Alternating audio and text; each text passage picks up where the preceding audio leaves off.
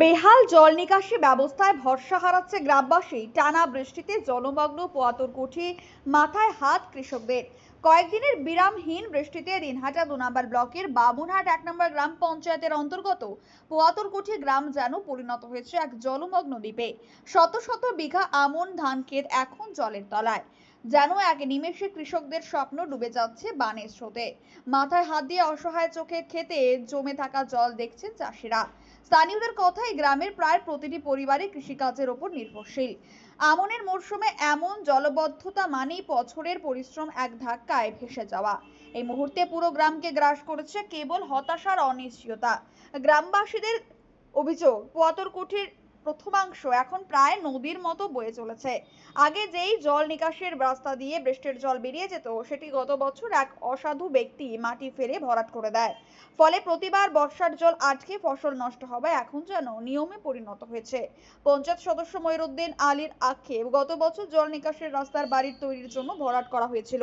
তখন গ্রামবাসীরা আপত্তি জানালেও কেউ শোনেননি। প্রশাসনের দ্বারস্থ হলেও ফল মেলেনি। দ্রুত নিকাশি ব্যবস্থা না হলে ক্ষতির পরিমাণ ভয়াবহ রূপ নেবে। গ্রাম জুড়ে এখন একটাই প্রশ্ন, কেউ কি এগিয়ে এসে রক্ষা করবে তাদের ফসল ও ভেঙে পড়া ভরসা?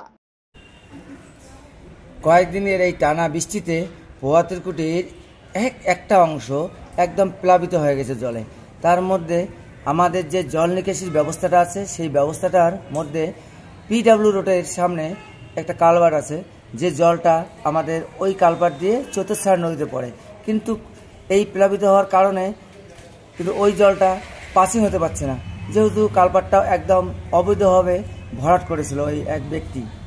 কিন্তু ওই ব্যক্তি বারবার বলা সত্ত্বে কোনো সুরাহা মিলতেছে না। প্রশাসনের কাছেও আমরা দ্বারস্থ হয়েছি, কিন্তু এখন কয়েকশো জমি এর উপরেই নির্ভরশীল হয়ে আছে, কিন্তু কোনো সুরাহা হচ্ছে না। প্রশাসনের কাছে আমাদের বিশেষ অনুরোধ, যাতে এটা কোনো রকম করে সুরাহা করে দেন। এটা কতদিন আগে ভরাট করা হয়েছিল? এটা ভরাট করা হয়েছিল গত বছর ভরাট করা হয়েছিল, কিন্তু আমরা বাধা দিয়েছি। বাধা দেওয়া সত্ত্বেও কিন্তু ওই ব্যক্তি কোনো সুরাহা করেনি। জলের তলায় রয়েছে এখনো কিন্তু শশ জমি এখনো জলের তলে পড়ে আছে, কিন্তু কৃষকরা মাথায় হাত দিয়ে পড়ে আছে। কি নাম ওই জায়গাটা?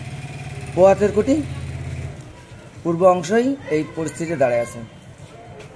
আপনার পরিচয়? আমার নাম মইনুদ্দিন আলী, পোয়াতরকুঠি গ্রাম পঞ্চায়েত মেম্বার।